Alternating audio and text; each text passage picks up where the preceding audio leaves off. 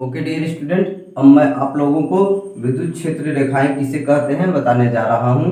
तो ध्यान से देखिए, विद्युत क्षेत्र रेखा को इंग्लिश में इलेक्ट्रिक फील्ड लाइंस कहते हैं। इसकी परिभाषा को आइए समझिए। किसी आवेश के विद्युत क्षेत्र में खींची गई वे काल्पनिक रेखाएं जो उस बिंदु पर विद्युत क्षेत्र की दिशा को व्यक्त करती हैं उन्हें विद्युत क्षेत्र रेखाएं कहते हैं। किसी आवेश के विद्युत क्षेत्र में खींची गई वे काल्पनिक रेखाएं जो उस बिंदु पर विद्युत क्षेत्र की दिशा को व्यक्त करती हैं उन्हें काल्पनिक रेखाएं या विद्युत क्षेत्र रेखाएं कहते हैं। ओके, तो आपको समझ में आया विद्युत क्षेत्र रेखाओं का यूज क्या होता है। विद्युत क्षेत्र की दिशा को व्यक्त करने के लिए इनका यूज किया जाता है। विद्युत क्षेत्र रेखाओं का यूज विद्युत क्षेत्र को या विद्युत क्षेत्र की दिशा को व्यक्त करने के लिए किया जाता है, याद रखें। अब विद्युत क्षेत्र रेखाओं की कुछ प्रॉपर्टी होता है, कुछ गुणधर्म होता है, उसको आइए समझते हैं। विद्युत क्षेत्र रेखाओं का गुणधर्म, पहला गुणधर्म है, जैसे देखिए, विद्युत क्षेत्र को विद्युत क्षेत्र रेखाओं द्वारा व्यक्त किया जाता है, जो कि मैंने बताया आपको। विद्युत क्षेत्र रेखाओं का यूज क्या है, विद्युत क्षेत्र को या विद्युत क्षेत्र की दिशा को व्यक्त करने के लिए विद्युत क्षेत्र रेखाओं का यूज किया जाता है। ओके, दूसरा, एकल धन आवेश की विद्युत क्षेत्र रेखाएं उससे दूर जाती हैं। एकल धनावेश की विद्युत क्षेत्र रेखाएं उससे दूर जाती हैं, जबकि एकल ऋणावेश की विद्युत क्षेत्र रेखाएं उसी की ओर होती हैं। इसका मतलब जैसे प्लस क्यू चार्ज है, क्या है, प्लस क्यू चार्ज है, तो इसका जो विद्युत क्षेत्र होगा इससे क्या होगा, दूर जाएगा। विद्युत क्षेत्र कहिए या विद्युत क्षेत्र रेखाएं, क्योंकि विद्युत क्षेत्र को विद्युत क्षेत्र रेखाओं द्वारा तो व्यक्त किया जाता है, तो विद्युत क्षेत्र रेखा या उससे दूर जाती है। ये क्या लिखा है, एकल धनावेश की विद्युत क्षेत्र रेखाएं उससे दूर जाती है। तो जैसे एकल धनावेश एक अकेला पॉजिटिव चार्ज है, तो इससे विद्युत क्षेत्र रेखाएं या विद्युत क्षेत्र इससे दूर भागती हैं। ओके, तथा एकल ऋण आवेश जैसे माइनस क्यू चार्ज है, इसका विद्युत क्षेत्र क्या होगा, उसी की ओर आएगा। विद्युत क्षेत्र क्या आएगा, उसी की ओर ही आएगा।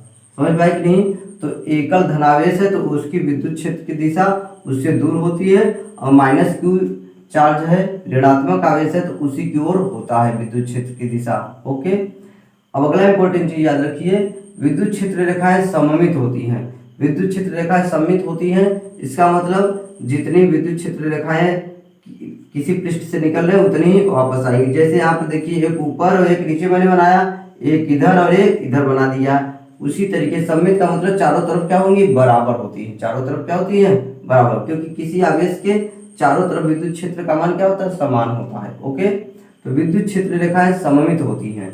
समांतर विद्युत क्षेत्र रेखाएं एक समान विद्युत क्षेत्र को व्यक्त करती है। चौथा प्रॉपर्टी बहुत महत्वपूर्ण है, समांतर विद्युत क्षेत्र रेखाएं एक समान विद्युत क्षेत्र को व्यक्त करती हैं। जैसे समांतर विद्युत क्षेत्र रेखाएं, ये आप ये समांतर विद्युत क्षेत्र रेखाएं आपने बना दिया, तो इसका क्या मतलब हुआ, यहाँ पर विद्युत क्षेत्र की तीव्रता का मान, विद्युत क्षेत्र का मान एक समान है। ओके, तो समांतर विद्युत क्षेत्र रेखाएं एक समान विद्युत क्षेत्र को व्यक्त करती हैं। पास की विद्युत क्षेत्र रेखाएं प्रबल विद्युत क्षेत्र को तथा दूर की विद्युत क्षेत्र रेखाएं निर्बल विद्युत क्षेत्र को व्यक्त करती हैं।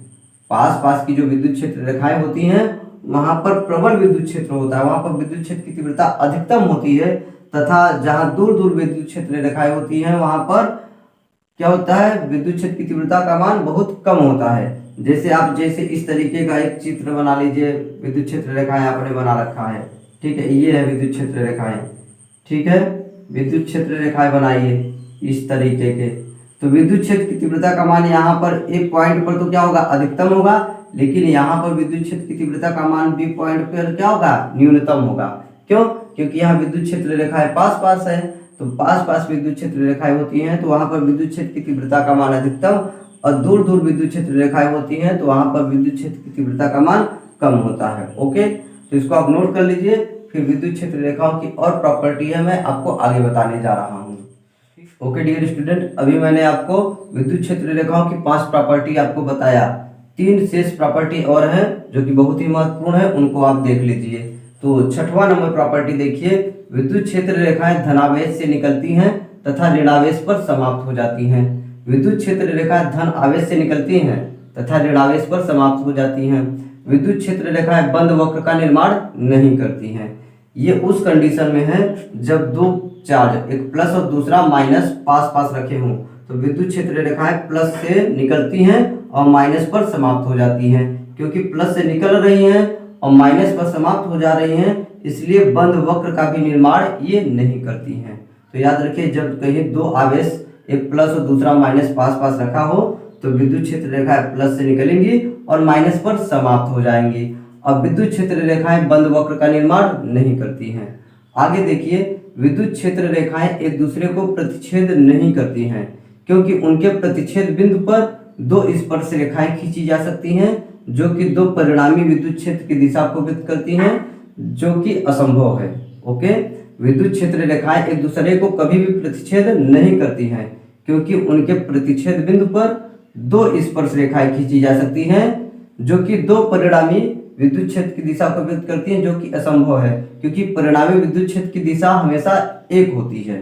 ओके, ध्यान दीजिए। इसलिए याद रखिए, कभी भी विद्युत क्षेत्र रेखाएं एक दूसरे को इस तरह से प्रतिच्छेद नहीं करेंगी, क्योंकि स्पर्श रेखा एक ऐसे खींच सकते हैं और इस तरह से खींच सकते हैं, जो कि परिणामी विद्युत क्षेत्र की दिशा कितनी बता रही है, दो बता रही है, जो कि असंभव है।